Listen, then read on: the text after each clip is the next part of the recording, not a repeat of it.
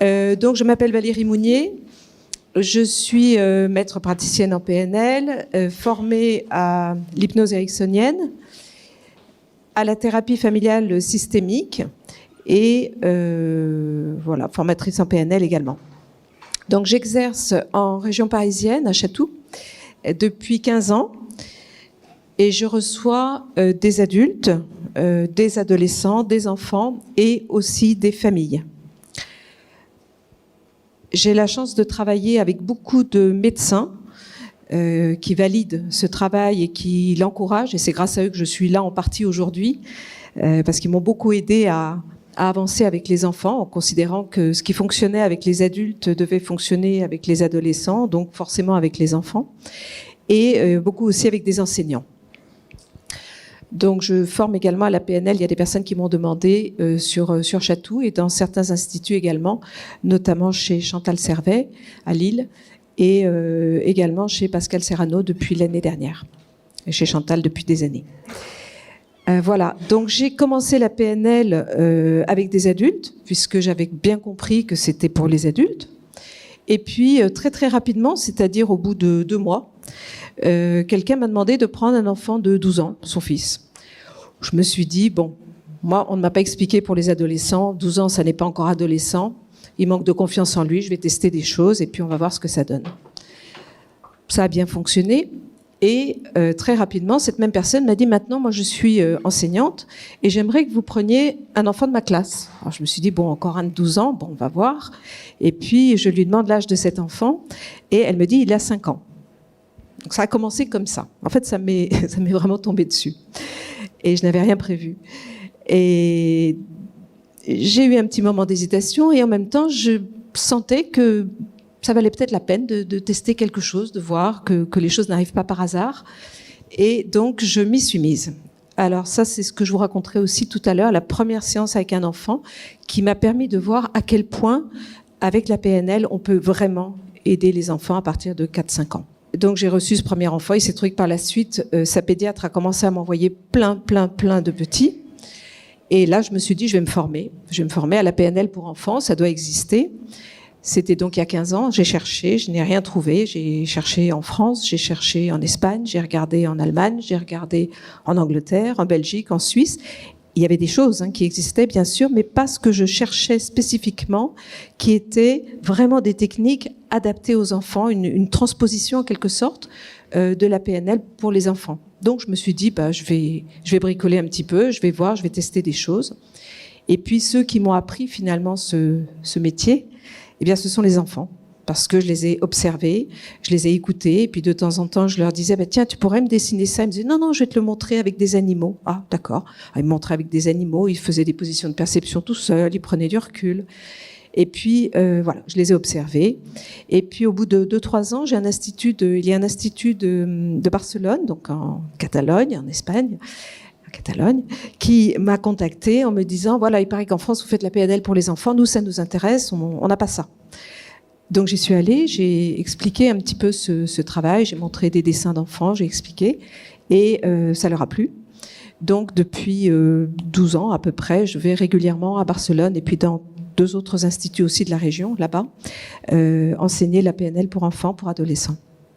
Et là-bas, j'ai formé plusieurs centaines de personnes, aussi bien des PNListes, bien sûr, que des psychologues, que des enseignants, que des coachs, des thérapeutes, et beaucoup de personnes, et ça, j'ai trouvé que c'était très important pour moi aussi de le voir, beaucoup de personnes qui travaillent dans le domaine de la santé, c'est-à-dire il y avait à chaque fois des infirmières, il y avait des médecins, des pédiatres particulièrement, et même des pédopsychiatres qui venaient pour apprendre ces techniques, évidemment pas pour faire ce métier, mais pour en extraire des choses qui allaient leur être utiles dans leur pratique.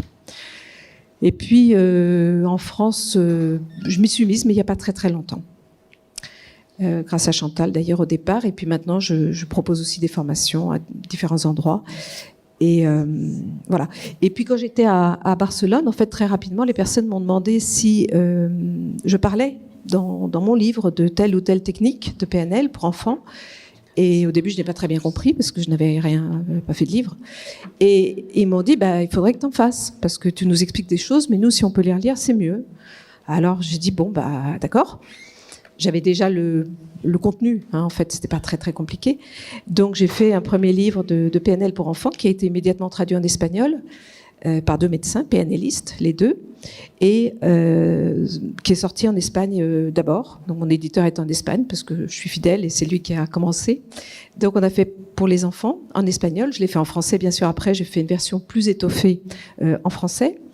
Et puis, pareil, j'ai fait les adolescents. Et puis après, j'ai fait un livre très récent sur la thérapie familiale systémique et la PNL. Donc le travail avec l'enfant ou l'adolescent et les parents. Parce que plus les années passent, plus je me rends compte que travailler avec l'enfant, c'est formidable. Et si on a le soutien, l'appui, et que l'enfant se sent accompagné par les parents, ça va beaucoup plus vite. Ça a été traduit en anglais aussi, d'ailleurs. Le premier livre a été traduit en anglais, celui des enfants. Voilà, donc ce que je propose aujourd'hui, c'est de vous expliquer ma pratique. Il y a certainement d'autres personnes qui font de la PNL avec des enfants ou avec des adolescents, hein. Moi, je vous explique simplement ce que je fais, comment je m'y prends, pour que ça vous donne déjà une idée de ce travail-là. Donc, ce que je ferai tout d'abord, c'est que je vous parlerai de la première fois où j'ai trouvé un enfant, il est venu en consultation, et ce que j'ai essayé de faire avec lui, qui a bien fonctionné, j'étais la première étonnée. Donc, je vous parlerai de ça. Ensuite, je vous dirai assez rapidement quels sont les motifs de consultation, les raisons pour lesquelles les parents viennent avec les enfants ou les adolescents. Et puis après, ce sera un temps un tout petit peu plus long, je vous présenterai un PowerPoint avec un certain nombre de techniques. Alors je ne les développerai pas toutes parce qu'on n'aura pas le temps, mais qui vous montreront le matériel utilisé et puis donc certaines techniques avec les enfants ou les adolescents. Hein, par exemple, on parlera des cauchemars, je vous montrerai le dessin de l'enfant, c'est-à-dire de ce qu'il a vu dans son cauchemar, et puis après l'exercice qu'on aura fait, comment il voit les choses. Hein, donc des choses qui, à mon avis, sont assez parlantes. Voilà. Si vous avez des questions, s'il y a des choses qui ne sont pas claires, vous pouvez, ou peut-être à la fin, je ne sais pas, poser des questions ou m'interrompre si vraiment il y a quelque chose de pas clair. Alors, comment c'est arrivé la première fois ? Donc la première fois, je me suis retrouvée avec ce petit garçon de 5 ans, et j'ai quand même été un peu prudente, c'est-à-dire que j'ai demandé à la maman de venir d'abord toute seule en consultation, me rencontrer pour me parler de son fils. Pourquoi ? Parce que si au téléphone, elle m'avait dit qu'un des soucis de ce petit garçon, c'était qu'il ne parlait pas. Alors je me suis dit, ça commence ça va être un peu compliqué. Et donc cette maman vient et on a fait une séance ensemble au cours de laquelle elle m'a parlé de la vie de la famille, évidemment, de son fils aussi. Et puis, dans ce qu'elle m'a raconté de la vie de la famille, il y a un élément qui m'a paru important, c'est qu'elle me dit, il y a quelques années, il y a 3 ans, 2 ans, j'ai eu une maladie très grave et j'ai dû donc être hospitalisée et nous sommes partis en famille, donc moi, mon mari, mes enfants, chez mes parents dans le sud, à Nîmes, pendant plusieurs mois parce que j'avais besoin d'être hospitalisée et d'avoir un traitement à l'hôpital. Et mes parents habitent là-bas, donc les enfants étaient chez les grands-parents, donc voilà, c'était plus commode carrément de déménager toute la famille. Et je demande si elle est guérie déjà de cette maladie. Elle me dit oui, bien sûr. Est-ce que vous l'avez dit à vos enfants ? Oui, je leur ai dit. Moi, je garde ça en mémoire. Et puis, mais le petit, à l'époque, il avait 3 ans quand même. Voilà. Donc ensuite, le petit garçon vient. Il arrive, et puis, très mignon, il arrive avec une petite tortue qu'il avait fabriquée. Alors, je ne sais pas comment vous expliquer, c'est ces trucs en plastique, là, on dessine, on peint dessus, et puis après, ça se colle à la vitre. Vous voyez ce que je veux dire ? Donc, il vient avec ça, tout content, gentil comme tout. Il me dit, voilà, j'ai fait ça pour toi. Ah, je dis, écoute, merci, c'est super gentil, merci beaucoup. Et puis, il me regarde, il me fait, ouais, mais t'as vu, je l'ai loupé, parce que là, il manque un petit bout de pâte. Et moi, de toute façon, tout ce que je fais, je le loupe. Bon, mais je lui dis, mais tu aimes bien faire ces tortues et des choses comme ça ? Il me dit, oui, j'aime bien. Alors, en fait, il venait j'ai oublié de vous dire, il venait pour 3 problèmes différents. Il venait, je vous ai dit qu'il ne parlait pas beaucoup, mais c'était un peu plus complexe que ça. C'est-à-dire qu'il y avait plusieurs choses. La première, c'est que l'institutrice était triste parce que cet enfant ne participait pas en classe, c'est-à-dire qu'en fait, il ne levait jamais la main, dire à 5 ans, c'est pas très grave, mais il ne faisait aucune activité de groupe. En récréation, il ne jouait jamais avec ses copains, et on était au mois de mai. Et jamais il n'a voulu jouer avec les autres, il était toujours en retrait, toujours timide, il parlait pas beaucoup. Et puis, il avait un geste qui était celui-là, qu'il faisait assez régulièrement, et la maman m'avait raconté ça en me disant, écoutez, on l'a jamais tapé, on l'a jamais battu, on l'a jamais rien fait, mais de temps en temps, il fait ça, il paraît qu'à l'école, il le fait beaucoup. Donc, ce petit garçon arrive avec sa tortue, et je lui dis, t'as l'air d'aimer faire ces choses-là, raconte-moi comment tu fais ça. Et ça, c'est une chose que je fais systématiquement quand je reçois des enfants ou des adolescents, mais surtout avec les enfants, qui est de faire raconter des choses qu'ils aiment. Parce qu'en général, quand ils viennent, c'est qu'il y a quand même un souci. S'il y a un souci, ça veut dire que très souvent, ils manquent un peu de confiance en eux. Donc, leur faire raconter des choses qu'ils aiment faire, c'est aussi une manière de les aider à raconter des choses qu'ils savent faire, mais n'en sont pas forcément conscients. Si vous dites à quelqu'un qui manque de confiance en soi, raconte-moi ce que tu réussis, il va vous dire rien du tout. Mais si vous dites, raconte-moi ce que tu aimes faire, là, il va pouvoir vous raconter des choses.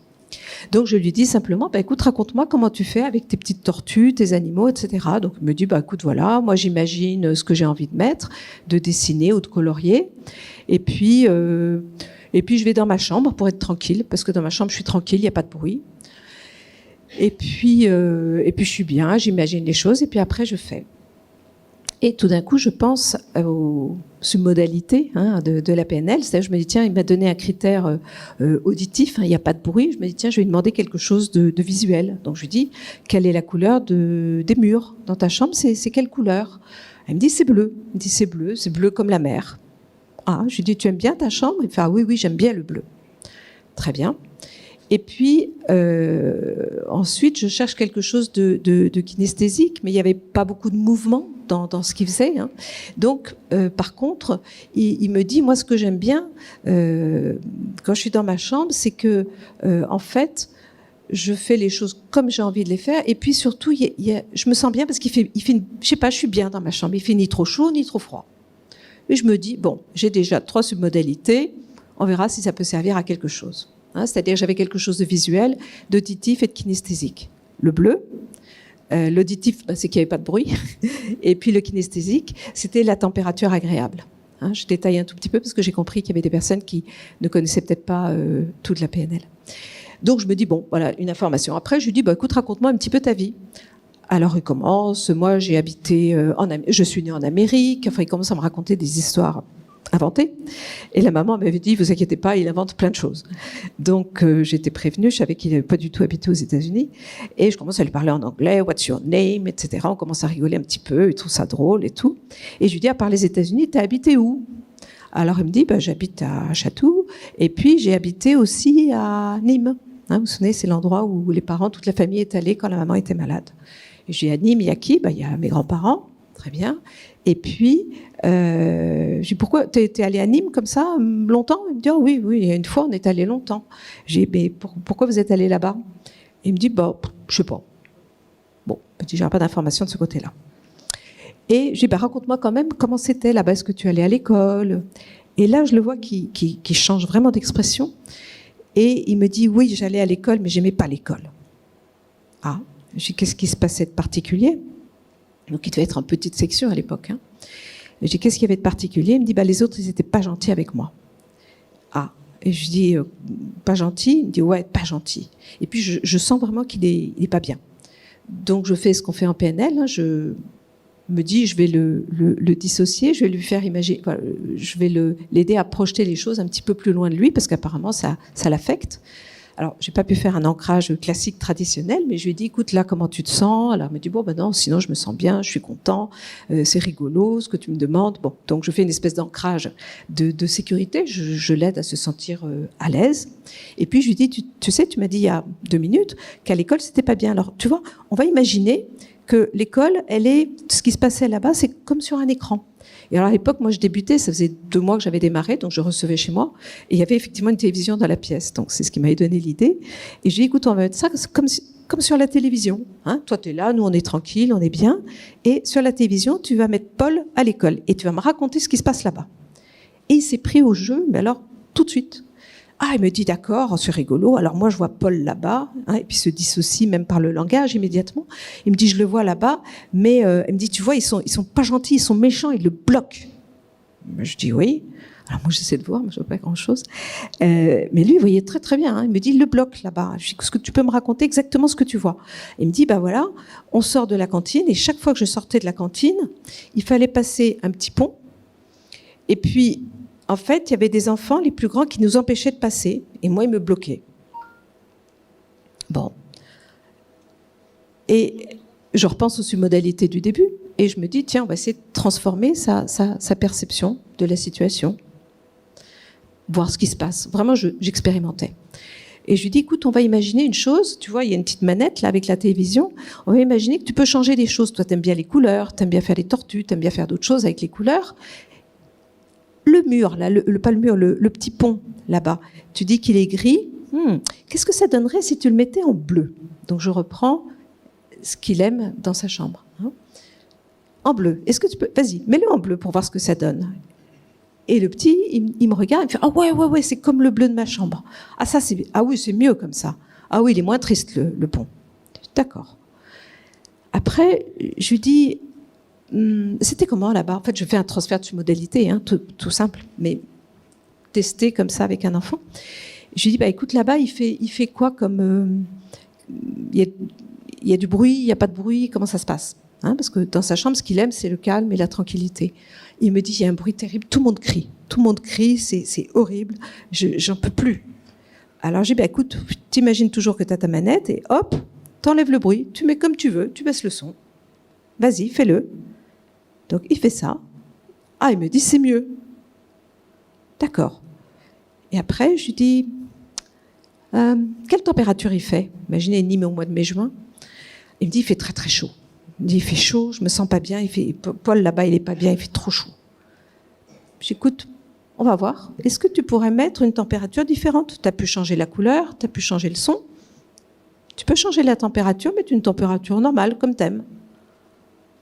Ah, il me dit, ça, c'est bien, alors. Oh, t'as vu ce que j'ai fait? Alors, je dis, bah, t'as fait quoi? Il me dit, bah, regarde, je les ai écartés, je les ai poussés, et ça y est, je suis passée de l'autre côté. Je dis, t'as vu quand même? Il était à fond dedans. Il était content, je me dis, bon, j'ai testé ça, on va voir ce que ça donne. Sur ce, je réfléchis un petit peu, je me dis, bon, qu'est-ce que je vais lui faire maintenant? J'avais prévu des petites choses, mais c'était compliqué. Et là, je me dis, on va inventer une histoire. Non, d'abord, qu'est-ce que tu aimerais faire comme métier? Et il me dit, j'ai envie d'être, moi, plus tard, je vais être docteur. Je me dis, vraiment, ils sont géniaux. Hein, ils savent tout. Il me dit, moi, je vais être docteur. Très bien. Tu vas être docteur. Alors, on va inventer une histoire où toi, tu vas être le docteur et moi, je vais être une dame qui s'est bloqué l'épaule. Parce que vous vous souvenez, il faisait aussi ce geste. Et je fais le geste devant lui, et là, il me regarde d'un air furieux. Alors, je rajoute tout de suite, écoute, vous savez, docteur, je me suis bloqué l'épaule parce que je voulais rattraper ma valise qui était sur l'armoire. Vous savez, docteur, les valises, on les met souvent sur l'armoire. J'ai voulu attraper la valise, et quand j'ai voulu la sortir, je me suis bloqué l'épaule. Je vois qu'il se radoucit un petit peu, et je lui dis, est-ce que vous voulez bien me soigner, docteur? Je lui dis qu'on inventait une histoire. Il me dit, d'accord. Il dit, je vous fais une piqûre. Alors, je dis, non, attendez, docteur, moi, ça va pas si vite. Vous habitez à Chatou, à côté de Paris. Moi, j'habite à Nîmes. Je dis, tu connais Nîmes? Il dit, bah oui. Je dis, donc, vous venez comment chez moi pour me soigner? Ah, il me dit, bah, je prends le train. Hein. Bon, alors, vous prenez le train, docteur, et puis vous venez chez moi. Donc, j'ai fait tout un laïus un petit peu long, parce que je voulais poser les choses et qu'ils prennent le temps, sans savoir ce que ça pouvait donner, bien sûr. Donc, on fait tout ce cinéma, il arrive à la gare, il vient sonner chez moi, il sonne à la porte. J'habite au 3e étage sans ascenseur, je lui complique un peu les choses. Et puis, il arrive chez moi, il me dit « Bonjour madame, qu'est-ce qui vous est arrivé ?» Bon, voilà, je raconte mon épaule. Et là, il me dit « Maintenant, je peux la faire, la piqûre ?» Je dis « Oui. » Alors, il me fait la piqûre, moi j'étais comme ça. Et là, à ce moment-là, je baisse le bras. Ah, je lui dis « Docteur, regardez, vous m'avez guéri. Mais je suis guérie maintenant, regardez. Je peux bouger le bras. » Oh, ça, c'est formidable. Merci, docteur. Et puis après, j'ai fait ce que je fais beaucoup encore aujourd'hui, c'est-à-dire que quand je ne sais pas quoi demander à l'enfant, je lui demande ce qu'il voudrait que je lui demande. Donc, je lui dis, qu'est-ce qu'elle dit après, la dame? Et il me dit, elle va pouvoir le dire à ses enfants et à toute sa famille. Et je dis, mais elle a combien d'enfants? 3 enfants. Ils étaient 3 entre-temps. Et je lui dis, écoutez, merci docteur, je vais pouvoir le dire à mes 3 enfants. Bon, la séance se termine. Il repart content. Moi, je me suis dit, j'ai tenu 1 heure. C'était pas évident avec un enfant qui ne parle pas beaucoup, en testant des choses. Voilà, il était réceptif, il a l'air content, c'est déjà ça. Et le lendemain, la maman m'appelle, ce qui était convenu, pour faire un petit débriefing, et me dit, écoutez, il faut que je vous prévienne, l'institutrice est venue me voir aujourd'hui en me disant, mais qu'est-ce qui s'est passé avec Paul? Qu'est-ce qui s'est passé? Mais qu'est-ce que vous lui avez fait? Je ne le reconnais pas. Il a joué en récréation avec les autres, c'est-à-dire que de lui-même, il a demandé s'il pouvait jouer, ce qu'il n'avait jamais fait depuis le début de l'année. En classe, on a appris une petite chanson. Il a voulu la chanter tout seul, devant toute la classe, ce qui était inimaginable avant, mais qu'il n'avait jamais fait. Et il m'a semblé que dans la journée, il faisait beaucoup moins le geste. Qu'est-ce qui se passe? Donc la maman était contente, moi très surprise. Et je demande juste à la maman de prendre un temps avec le petit garçon, avec son fils, de l'emmener prendre un jus d'orange qu'elle voudra quelque part, pour lui expliquer qu'elle est guérie. Parce que je lui ai dit, moi j'ai un doute. Elle l'avait expliqué à suite de 5 ans, qui avait très bien compris. 5 ans à l'époque. Lui, il n'avait que 3 ans. Elle lui avait dit aussi, mais je lui ai dit, je ne sais pas, il y a peut-être un doute. Expliquez-lui vraiment ce que vous avez vécu, ce qui s'est passé. Bon, pas tous les détails, bien sûr, mais surtout que vous êtes guéri, que vous avez été malade et que vous êtes guéri, que maintenant il est grand, il peut le savoir et être tranquille avec ça. Donc elle le fait. Et puis 8 jours après, il devait revenir. Il revient, sauf que la maman sonne toute seule à la porte, chez moi, en me disant, écoutez, je suis désolée, on a rendez-vous, mais il ne veut pas venir. Je lui ai dit, écoutez, c'est pas grave, je vais aller le voir. Il était dans la voiture, il ne voulait pas sortir. Donc je vais le voir dans la voiture, je lui dis bonjour, tout content, souriant. Il me dit, je viens pas. Je dis, c'est comme tu veux. Hein. Je dis, mais tu peux m'expliquer? Il dit, parce que je vais bien maintenant. Il me dit, pourquoi tu veux que je vienne? J'ai des copains, je m'amuse à l'école. Moi, j'ai plus rien à te dire. Hein. J'ai trouvé ça génial. Et ce qui est intéressant, c'est que j'ai eu par la suite des échos, bien sûr, de cette maman. Lui, je l'ai pas revu, mais j'ai vu son petit frère quelques années après. Et ça a fonctionné. Non seulement ça a fonctionné, mais ça a duré. Hein, et je pense que c'est ça qui est le plus important. C'est que c'est une approche qui est extrêmement pratique, où l'enfant se sent impliqué parce que c'est lui qui fait le changement. Et ça, c'est fondamental. Et puis ça dure. Et honnêtement, je travaille avec des adultes aussi, mais je peux vous dire qu'avec les enfants, ça va 10 fois plus vite. Ils comprennent.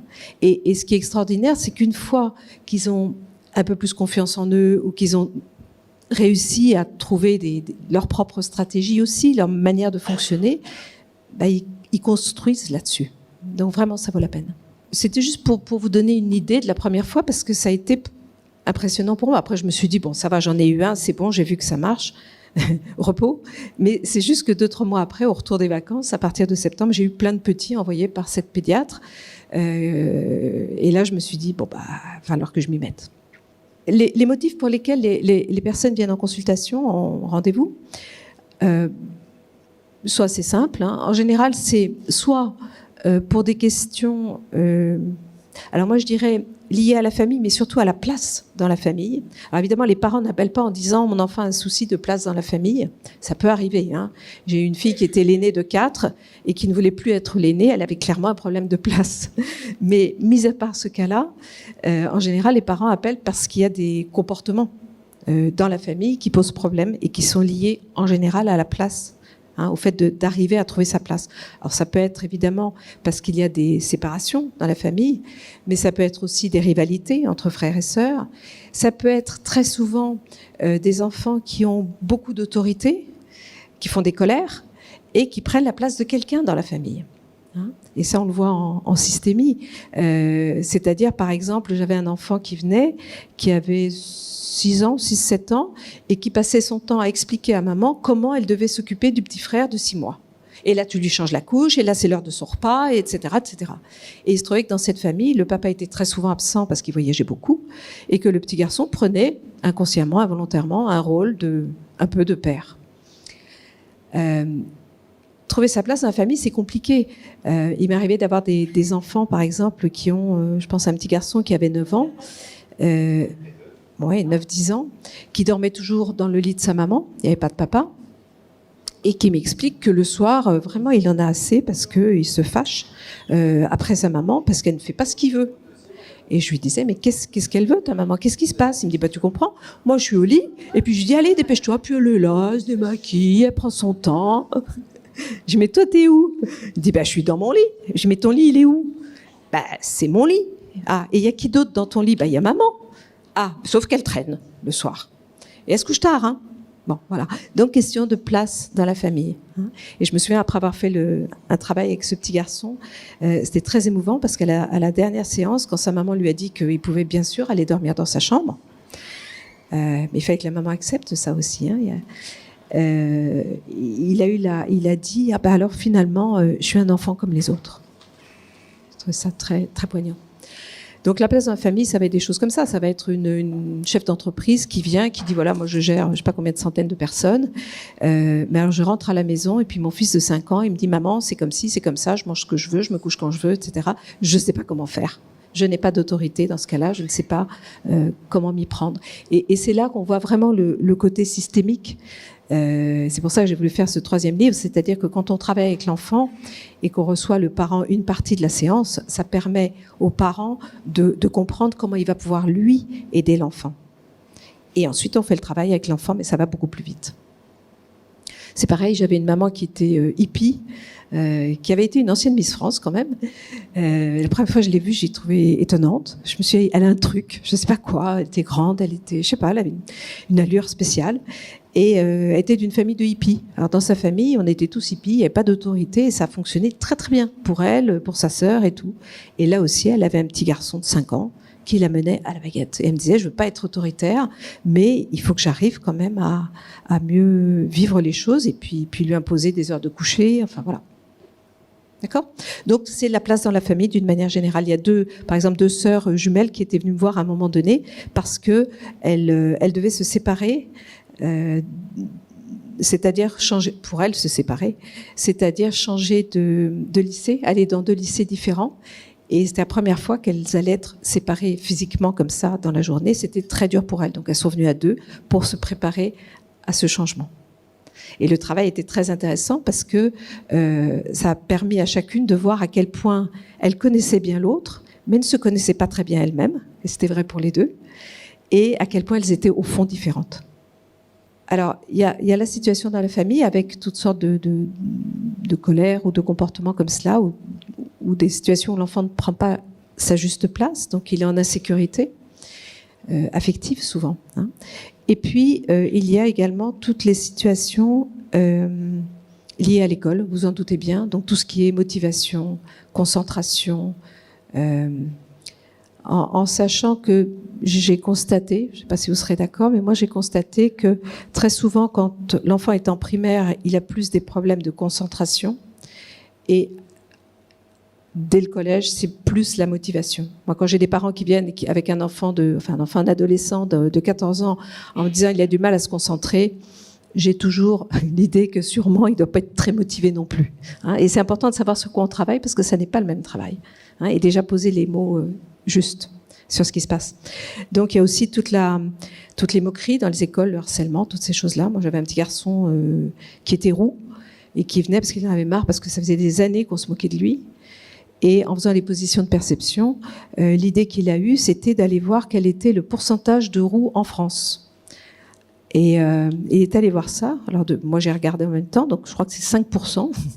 Mais lui il était plus fort que ça. Il est revenu la fois d'après en me disant j'ai regardé et on est... Alors, je vous dis n'importe quel chiffre parce que je suis pas bonne en maths. Je sais pas, 3 254 902, n'importe. Il avait le chiffre exact. Donc ce qui fait que la fois d'après, en classe, à l'école, dès qu'un enfant a commencé à se moquer de lui, il lui a dit « Tu sais combien on est de roux en France ?» Et il a donné le chiffre. Et il m'a dit avec ça, c'était réglé. Ils m'ont tous fichu la paix. Donc, ce qui est intéressant, c'est ça, c'est qu'avec les enfants, les problèmes peuvent paraître énormes et les solutions sont souvent très simples. Pas toujours, mais très souvent. Hein, au moins pour désamorcer les problèmes. Donc tout ce qui se passe à l'école, donc évidemment là on va utiliser toutes nos techniques de PNL, d'ancrage, de dissociation, de les positions de perception. Avec les adolescents, je vais faire très souvent le score, donc qui est une technique qui permet de savoir où on en est dans sa vie par rapport à différents éléments, pour y voir plus clair. L'alignement des niveaux logiques pour booster la motivation, en partant. Enfin moi je fais vraiment en partant du résultat atteint, c'est-à-dire que maintenant ça y est, on imagine que tu es concentré, ça se passe très bien à l'école, raconte-moi comment tu as fait. Ça, je le fais beaucoup avec les enfants et avec les adultes, de leur faire imaginer déjà le résultat atteint. C'est un peu comme oui, avec la baguette magique aussi, je le fais. Ou la question miracle, c'est un peu la même idée. Voilà, donc des problèmes liés à l'école. Et puis aussi, je mets un petit peu à part tout ce qui est émotionnel. C'est que les parents, quand ils viennent, ils ne parlent pas d'état interne comme nous en PNL, ils parlent d'émotions. Et dans les émotions, je dirais qu'il y a toutes les peurs. Moi, je travaille énormément avec les enfants et les adolescents sur les peurs. Et là, on pourrait en remplir des pages entières. La peur de se faire gronder pour les plus petits, la peur de ne pas être parfaite. Moi, j'ai une petite fille qui m'a dit, moi, j'ai peur de ne pas être parfaite. Et je lui dis, c'est quoi parfaite? C'est comme maman. Donc j'ai interrogé la maman qui était là. Je lui dis, est-ce que vous pouvez m'expliquer? Elle me dit, mais non, mais moi j'ai jamais dit ça. Donc c'est aussi s'autoriser à faire les choses autrement.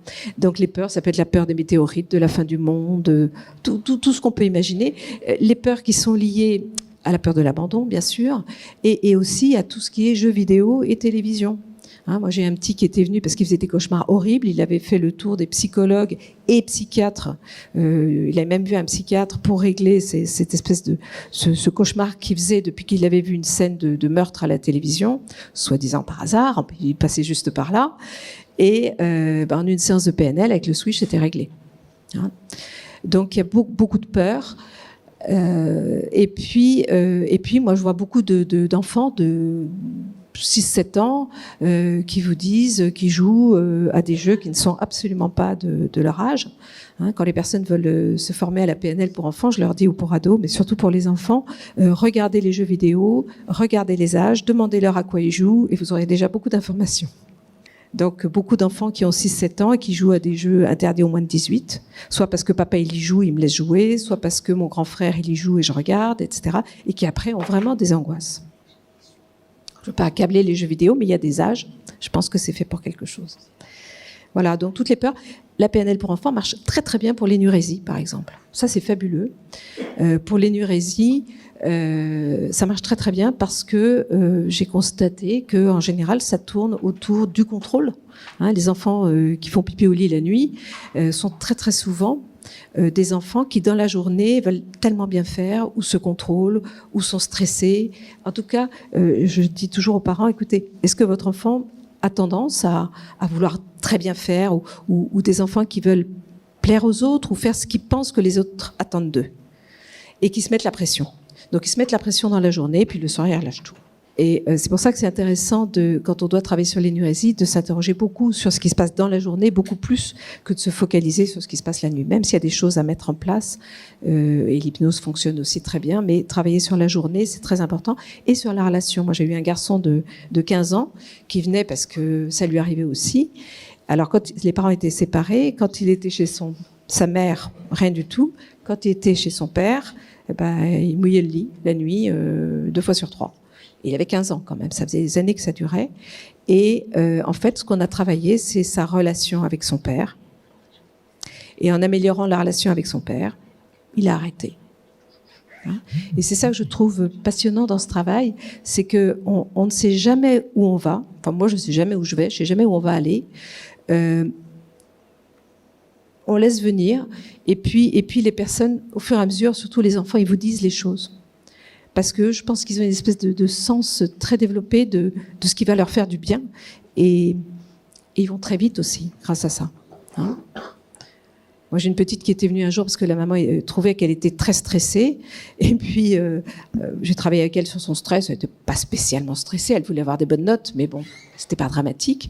Et quand sa maman est revenue à la fin de la séance pour faire un petit débriefing, comme on fait toujours, la petite dit à sa maman, tu sais, maman, moi, j'ai travaillé sur mon stress, mais toi, t'es stressée. Toi, t'es stressée à ton travail, parce que tu le dis tous les jours en plus. Et la maman était sidérée et elle m'a dit, je crois qu'elle a raison. Donc j'ai arrêté avec la petite et j'ai travaillé avec la maman. Et ça arrive assez souvent. Hein, et ça, c'est l'intérêt, c'est que tout le monde est invité, peut participer et ressentir que le besoin est là. J'avais un petit garçon de 3 ans et demi qui avait déjà mis deux fois des claques à la maîtresse. 3 ans et demi, c'est un peu gênant. Il est venu. C'est un peu jeune aussi pour travailler avec lui. Donc, qu'est-ce que j'ai fait? J'ai travaillé avec les parents, ou en présence des parents aussi. Et le résultat, c'est que le père, au bout d'un quart d'heure, m'a dit, écoutez, moi, il faut que je vous dise, moi, c'est un monsieur très grand, baraqué, tout. Dis-moi, dans le métro, si quelqu'un me frôle, je lui en fous une, quoi. Parce qu'il ne faut pas qu'on me touche. Moi non plus. Et j'ai toujours été comme ça. J'ai beaucoup de mal à me contrôler. Je ne me suis pas garée plus d'une fois. Donc, je crois que c'est moi qui vais venir. Et c'est le papa qui est venu. Ben, vous savez, si les parents ne réussissent pas, comment vous voulez que les enfants réussissent? Moi, j'ai une dame qui est venue hier. Elle me dit, je voudrais que ma fille de 10 ans soit un leader. Alors, j'ai demandé ce que c'était qu'un leader. Et c'était elle, hein, qui est venue. Et je lui dis, mais qui d'autre est leader dans la famille? Est-ce qu'il y en a des leaders? Alors, elle me dit, bah, moi, pas du tout. J'aurais dû, je devrais, mais je ne sais pas faire. Moi, pas du tout. Et puis, mon mari non plus. Bon, je sais pourquoi vous voulez qu'elle réussisse quelque chose que vous ne faites pas. Ça va être difficile pour elle, parce qu'elle n'a pas de modèle à la maison. Et puis après, elle a réfléchi, puis elle m'a dit, non, en fait, ce que je veux, c'est pas qu'elle soit un leader, c'est qu'elle prenne sa place, qu'elle ose dire ce qu'elle pense quand elle est dans un groupe et qu'elle ne se laisse pas embarquer par les autres. Je dis, ça, c'est autre chose. Alors, je vais vous présenter un certain nombre de techniques et de dessins d'enfants pour que vous voyez un petit peu comment ça se passe. Alors, je travaille beaucoup avec les animaux. Alors, bon, ça peut être soit pour les aider à exprimer ce qui se passe dans leur vie, ou les états internes, les processus cognitifs, les comportements, donc les pensées, les croyances, les comportements, mettre en scène les contrariétés du quotidien. Donc, ils vont aussi jouer avec les animaux ce qui se passe à l'école. Je vais vous montrer des exemples. Le deuxième exercice, ça, on ne le fera pas, mais c'est la rencontre avec les animaux intérieurs. C'est un exercice en état hypnotique où l'enfant laisse venir... si je dois avoir 1 ou 2 slides là-dessus, laisse venir à l'intérieur de lui des animaux, comme si des animaux venaient dans la nature se rencontrer. C'est une manière de travailler sur les différentes parties de soi. Donc, je vous en reparlerai après. Et puis, choisir les animaux qu'ils aiment, qu'ils détestent ou auxquels ils aimeraient ressembler. Et ça, je le fais avec des photos d'animaux, bien sûr, et particulièrement avec des aquarelles que je trouve très belles pour ce travail. Voilà, donc je demande toujours à l'enfant de me montrer sa famille. Et ça, au début, je le faisais quand les parents n'étaient pas là. Maintenant, je le fais devant les parents. Et c'est très intéressant devant les parents. Hein, j'ai eu une fois, il y a un enfant qui avait mis pour sa maman une raie. Alors, papa, c'était le buffle, et maman, c'était la raie. Et il venait précisément parce qu'il n'obéissait pas du tout à sa maman. Avec le papa, ça allait, mais avec la maman, ça n'allait pas. Et la maman, quand elle a vu ça, elle a tout compris. Elle a dit, ah, ça, c'est moi. Et l'enfant, bah oui. Et voilà, puis après, il s'est mis aussi. Et ce qui était amusant, c'est que quand ils sont revenus la fois d'après, c'est la maman qui a demandé à l'enfant de représenter la famille pour voir si elle était toujours la raie ou pas. Mais elle n'a pas dit que c'était pour ça. Elle dit, tu peux montrer notre famille maintenant, aujourd'hui? Il a repris la même chose pour le papa et il a pris un autre animal pour la maman. Donc elle était soulagée, elle avait bien travaillé. Donc voilà, ça c'est famille classique, je dirais. Donc il y a papa, maman, moi et ma petite sœur. Donc c'est toujours intéressant de voir comment ils les positionnent. S'il y en a qui se tournent le dos, qui regardent ailleurs. Et puis le sens qu'ils donnent, eux, aux animaux. Alors voilà, ça c'est une famille nombreuse, hein, il y a les grands-parents dedans. Ce qui est intéressant quand vous demandez à l'enfant de montrer sa famille, c'est il peut vous rajouter la nounou, il peut vous rajouter la maîtresse, il peut oublier la petite sœur, ça arrive souvent. Hein, et du coup, on a déjà beaucoup d'informations. Hein, le but, c'est vraiment ça, c'est de trouver, c'est de mettre en place des méthodes qui vont leur permettre de s'exprimer. Hein. Moi, depuis que je forme, je vois qu'il y a des psychologues qui viennent et qui me disent, nous, on a tout compris, on sait tout expliquer, mais il y en a plusieurs qui me l'ont dit. Hein, mais moi, je ne sais pas poser des questions à l'enfant pour qu'il me réponde. Je ne sais pas comment faire. Donc, tous ces outils-là peuvent servir. Alors, ça, c'est la classe. Par exemple, j'ai beaucoup d'enfants qui viennent, qui sont en grande section, qui vont rentrer en CP, qui sont terrorisés à l'idée d'entrer en CP, parce qu'on leur a dit que le CP, c'était sérieux. Donc, je leur demande de représenter la classe actuelle. Alors, ils vont me dire, bon, bah, ça, c'est moi, ça, c'est Joséphine, ça, c'est Arthur, etc. Ils n'ont aucun problème, hein, à faire ça. Et puis, après, je leur dis, bah, maintenant, montre-moi la classe l'année prochaine. Et puis, en fin de compte, ils réalisent que c'est à peu près pareil. Hein, c'est une manière aussi de dédramatiser les choses. On ne fait pas que ça, mais on commence par ça. Là, vous avez la cour de récréation. Pour certains, ça va être plutôt avec des chevaliers. Hein, il faut pas mal de matériel. Hein. Moi, j'ai fait beaucoup de brocantes pendant des années, et c'est vrai que c'est très utile. Quand ils arrivent, il y a déjà tous les animaux dans une boîte, hein, les animaux que vous avez vus avant. Et puis, s'ils veulent un petit château fort, ils veulent... Voilà. Hein, c'est important. Parce qu'ils mettent en scène, et en mettant en scène, ils vous racontent. Hein, et en racontant, ils peuvent prendre du recul, trouver des solutions. Donc, je vais vous donner 2-3 exemples de ça. Par exemple, là, on a une petite fille de 6 ans qui n'a pas de copine. Enfin, elle en a, mais elle a beaucoup d'ennemis. Elle a ses meilleurs amis et ses pires ennemis. Vous savez, c'est des trucs à la mode, ça. Alors, ses meilleurs amis sont là. Alors, pour elle, elle n'a pas choisi d'animal. Elle s'est choisie en princesse, hein, plutôt style princesse, avec sa meilleure amie qui est la Marie. Et puis 2-3 autres, mais qui sont un peu ses copines, mais pas trop. C'est histoire d'en mettre un peu quand même. Et puis, elle m'a montré ses pires ennemis. Donc, ses pires ennemis, en fait, ils sont à l'autre bout de la table et ils leur tournent le dos. Donc, ce que j'ai fait avec elle, c'est que je lui ai dit, écoute, est-ce que tu aimerais changer ça? Donc, elle me dit, oui, bien sûr.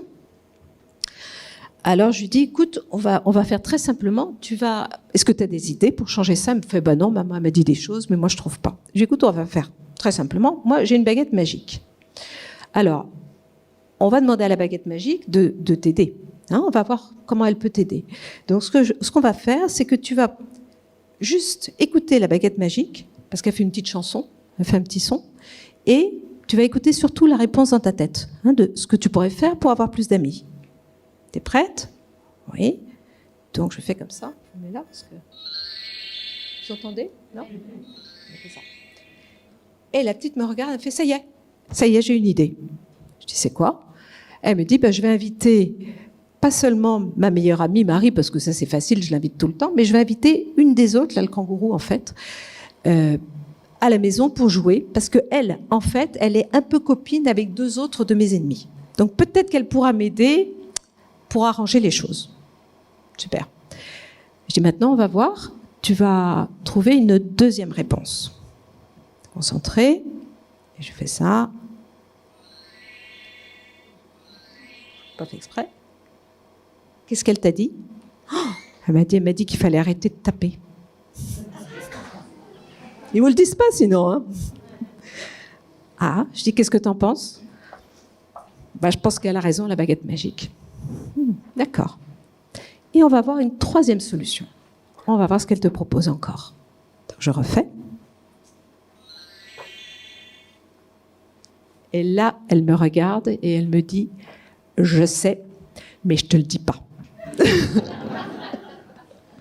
Alors, je dis, bon, c'est une bonne idée ou pas? C'est une très bonne idée. Très bien. Voilà.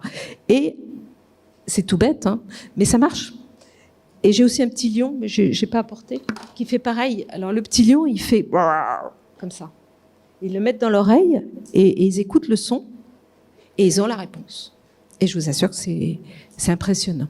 C'est une autre manière de faire de l'hypnose ou je ne sais pas quoi. Pardon? Et donc après, je lui dis, maintenant que tu as eu tous ces messages et que tu sais exactement comment tu veux faire, qu'est-ce que ça donne? Et spontanément, elle me fait ça. Donc déjà, ils vont beaucoup plus les uns vers les autres. Et la fois d'après, elle arrive, elle me dit, tu sais, ça y est, j'ai des copines, maintenant, ça va mieux. Et puis, ce qui est extraordinaire, c'est que dans ce cas-là, moi, à chaque fois naïve, je dis, qu'est-ce que tu as fait? Et les enfants, ils me répondent, rien. Ce sont les autres qui sont venus vers moi. Ça, c'est imparable. Souvent, ils n'ont même pas besoin de faire. Il y a quelque chose de changé. Hein, où ils font le quart de ce qu'ils avaient prévu, mais il se trouve qu'il y a quelque chose qui change, et 9 fois sur 10, ce sont les autres qui viennent vers eux. Et ça, c'est génial. Quand il n'y a rien à faire, c'est bien. Donc voilà les 3 dessins. Alors, je vais vous montrer également cette histoire-là, pour que vous voyez juste comment j'utilise les animaux. Donc là, c'était une fille de 8-9 ans qui vient me voir, qui était venue 2 ans auparavant, quand les parents s'étaient séparés. Et on avait fait un travail, entre autres, avec les animaux. Et là, elle vient, elle a 8-9 ans, je me dis, je ne vais pas lui sortir les animaux. Et puis elle me dit, mais si, t'as plus tes animaux? Alors, je dis, si. Alors, elle était toute contente de les retrouver. Et en fait, elle vient parce que depuis plusieurs jours, la maman me dit qu'elle rentre de l'école, elle va se coucher, elle pleure, elle ne veut pas manger, elle est triste et elle ne veut absolument pas dire ce qui se passe. Mais par contre, elle voulait bien venir me voir. Donc, elle est venue pour ça, parce qu'elle était mal.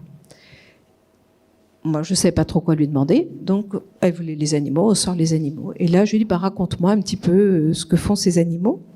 Donc, elle me dit, voilà, là c'est mes copines, là c'est je ne sais pas quoi, des amoureux, enfin bon, raconte des histoires comme ça. Et puis tout d'un coup, elle me dit, et là, celui-là, le tigre, c'est le juge. Ah, je dis, c'est quoi un juge ? Et là, elle me répond, le juge, c'est celui qui met les gens en prison. Et elle commence à pleurer. Alors, je dis, il y a qui devant le juge ? Elle dit, il y a mon papa, il y a ma maman. Et puis il y avait le beau-père aussi. Et ils sont devant le juge. Elle me dit, oui, mon papa, il va aller en prison. Moi, je dis, attends, il faut que tu m'expliques un peu tout ça, on va s'asseoir, on va en parler.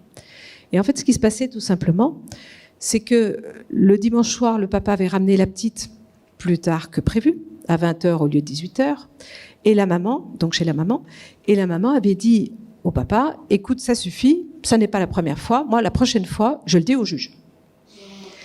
Et la petite avait compris que son papa allait partir en prison. Mais elle ne savait pas si ça allait se faire ou pas. Donc elle était coincée. Soit elle disait à sa maman, au fait, c'est quoi cette histoire de juge ? Papa, il va en prison ? Soit elle en parlait. Et à ce moment-là, la maman, si elle avait oublié d'appeler le juge, elle allait le faire. Donc le papa allait aller en prison à cause d'elle, à cause de la petite. Soit elle ne disait rien, elle attendait, mais elle souffrait. Donc le fait d'avoir pu l'exprimer simplement avec ces animaux, ça nous a permis très rapidement d'aller chercher sa maman. Je lui ai dit, écoute, moi, je ne comprends rien du tout. Je pense que toi, tu n'as pas bien compris, non plus peut-être quelque chose. On va en parler avec ta maman parce qu'elle, c'est sûr qu'elle a tout compris. Donc, est-ce que tu es d'accord pour qu'on en parle avec ta maman ? Et donc, je suis allée chercher la maman dans la salle d'attente et puis on en a parlé et la maman lui expliquait ce qu'il en était, pour la tranquilliser. Donc, elle est venue une fois, ça s'est arrêté. Bon, il y a beaucoup de médecins avec lesquels je travaille qui disent que ce travail de PNL avec les enfants, c'est comme la première marche. C'est-à-dire que plutôt que d'aller voir un pédopsie, etc., c'est comme de la prévention. C'est-à-dire qu'on va désamorcer des difficultés avant que ça ne devienne chronique, avant que ça ne devienne trop grave. C'est vraiment la première étape. Et cette première étape, dans 80% des cas, elle suffit. Et si ça ne suffit pas, il y a des professionnels beaucoup plus habilités pour intervenir. Alors ça, c'était assez amusant. C'était un petit garçon qui venait, il avait 4-5 ans, et puis avec sa maman, et je lui dis, montre-moi ta famille. Et il me montre ces animaux-là. Pardon, excuse-moi. Il me montre ces animaux-là, et il me dit, voilà, là c'est mon papa avec mon frère, et là c'est moi avec ma maman. Alors, scotché comme ça, c'était étonnant. Si vous utilisez des animaux, prévoyez toutes les hypothèses, parce que c'est vraiment important. Et la maman me dit, oui, c'est vrai, lui, il fait pas grand-chose avec son papa. Lui, il devait avoir 5 ans, et le grand frère avait 7 ans. Et donc, je fais parler de la famille, la maman aussi, en même temps. Et le petit, je lui demande de ce qu'il aime faire avec sa maman, je lui demande ce qu'il aime faire avec son papa, ce qu'il aime faire avec son frère, s'il y a des choses qu'il aimerait faire avec son papa, mais qu'il ne fait pas très souvent. Et puis lui, il me dit, mais de toute façon, je peux rien faire avec mon papa, parce que mon frère, il est tout le temps dessus comme ça. Parce que mon frère, il a des devoirs, alors papa, il l'aide pour les devoirs. Mon frère, il fait du vélo, puis quand il fait du vélo avec mon papa, moi, je vais pas assez vite, donc moi, j'y vais pas. Et puis mon frère, il aime bricoler, puis moi, je sais pas bricoler. Donc moi, je fais rien avec mon papa. Donc c'est sorti comme ça. Et du coup, on a réfléchi ensemble à des choses qu'il aimerait peut-être faire avec son papa, et son papa serait peut-être d'accord, mais il faut que lui puisse demander aussi. C'est vraiment leur donner la responsabilité des changements qu'ils aimeraient voir opérer dans leur vie, et puis ils les feront quand ils seront prêts. Donc on fait une séance comme ça, et à la fin de la séance, il me regarde, il me dit, attends, parce que là, ça va pas, ma famille. Je dis, ah bon ? Il me dit, non, je peux changer les animaux ? Je dis, oui, bien sûr. Et il va chercher dans la boîte, et dans la boîte, il trouve d'autres singes, enfin vraiment, et il choisit ces deux-là. Ça, c'est ma maman et moi. Donc il avait bien compris que pour aller vers papa, il fallait peut-être qu'il se décroche un peu de maman. ou que maman le décroche un petit peu aussi. Elle était présente une partie de la séance. Et c'était assez formidable parce que l'enfant met en scène, c'est comme l'état présent et puis l'état désiré, mais c'est déjà en route. Et à partir de là, il m'a dit, moi je vais demander à mon papa s'il pourrait aussi m'accompagner faire du vélo, si on pourrait en faire tous les deux ensemble et des choses comme ça. D'accord ? Alors, ça sont les deux. Alors, une dernière histoire avec les animaux, je crois. Donc là, c'est la situation d'une petite qui vient régulièrement, qui habite, chez son papa et chez sa maman en alternance. Et en fait, quand elle est chez son papa, ça se passe bien. Et quand elle est chez sa maman, elle pleure tous les soirs. Donc la maman est obligée d'appeler le papa. C'est très compliqué. Donc elle pleure quand elle est chez maman. Donc je lui demande simplement de me montrer la famille en animaux. Pareil. Elle me montre donc maman, hein, c'est intéressant. Elle, en petit chien. Et sa sœur ado qui est toujours affalée, couchée sur le canapé. Donc ça, c'est chez maman. Et je lui dis maintenant, montre-moi la famille chez papa. Donc chez papa, elle me dit, voilà, il y a mon papa, là, il y a toujours ma sœur sur le canapé, elle bouge pas, et ça c'est moi. Et ça c'est Jacqueline. Et je dis, c'est qui Jacqueline ? Il me dit, Jacqueline, c'est là, alors elle me dit corrobolatrice de papa. Et je lui dis, c'est quoi une corrobolatrice ? Il travaille avec elle. Ah, d'accord. Raconte-moi comment c'est quand tu rentres de l'école. Je leur demande toujours ça aussi. Raconte-moi comment ça se passe. Alors, elle me dit, quand je rentre de l'école, chez maman, elle me raconte. Et puis chez papa, c'est papa, il vient nous chercher après l'étude ou la garderie pour elle. Et puis, on va chercher ma sœur. Et puis, on rentre à la maison. Et puis, je dis, il y a qui à la maison chez papa ? Il dit, il y a Jacqueline. Ah, d'accord, il y a Jacqueline. Et oui, elle travaille avec papa, je t'ai dit. Oui. Et puis après, qu'est-ce qui se passe ? Alors, elle me dit, après, moi, je prends ma douche, on dîne. Je dis, pour le dîner, il y a qui ? Elle me dit, papa, Jacqueline, ma sœur et moi. D'accord. Et puis après, je vais me coucher. Et papa, il travaille avec Jacqueline. Ils ont beaucoup de travail. Bon. Et puis, je dis, le lendemain matin, quand tu te réveilles, parce que je ne lâche pas, moi, il y a qui pour le petit déjeuner ? Il me dit, tu veux savoir ? Il y a Jacqueline. Parce que... Bon, d'accord. Donc après, j'ai parlé avec le papa à l'issue de la séance, et je lui ai dit, écoutez, j'aimerais comprendre qui est Jacqueline. Alors, je sais bien que votre fille vient parce qu'elle pleure quand elle est chez maman, mais j'aimerais quand même comprendre qui est Jacqueline. Et il me dit, en fait, c'est ma compagne, mais je ne l'ai pas encore dit aux enfants. Parce que j'attends qu'elle grandisse. Il y a quand même une ado à la maison. Hein. J'attends qu'elle grandisse, donc je ne savais pas trop si elles sont prêtes ou pas. Écoutez, je pense que la petite, je ne sais pas.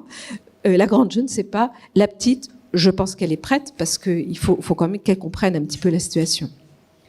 Donc, je lui dis, ça serait bien, si vous êtes sûr de cette relation, etc., que vous lui expliquiez un petit peu autrement. Bon. Et puis, le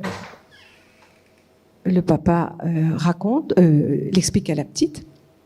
Et la petite revient. Et puis, elle me dit, tu sais, Jacqueline, je t'avais pas dit parce que je savais pas. C'est l'amoureuse de papa. Et le papa m'a dit, ça a été un petit peu bizarre parce que les 2 premiers jours, elle a commencé à la regarder d'un air suspicieux. Hein, la petite, quand même, elle savait sans savoir. Et après, ça s'est arrangé, bien entendu. Mais depuis, elle ne pleure plus quand elle est chez sa maman. Parce que ce que j'ai oublié de vous dire, c'est que la petite m'avait raconté que quand elle était chez maman et qu'elle pleurait, on parlait de l'intention positive, ce qu'elle voulait, c'était que papa et maman ils redeviennent amoureux. Et puis elle ne savait pas trop comment ça se passait chez son papa. Parce que Jacqueline, il y a des jours où elle est gentille, puis il y a des jours où elle crie sur papa. Donc la petite, quand elle était chez sa maman, elle était très très préoccupée par ce qui se passait de l'autre côté. Hein, c'est-à-dire que le symptôme,